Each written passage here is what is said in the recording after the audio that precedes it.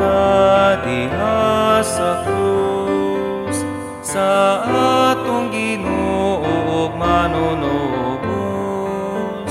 Kay diha kaniya ang atong kaluwasan, ang kinabuhi ug kabanhawan.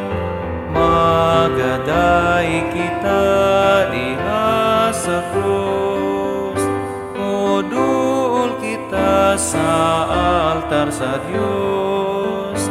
Kay diha kaniya ang atong kaluwasan, ang kinabuhi ug kabanhawan.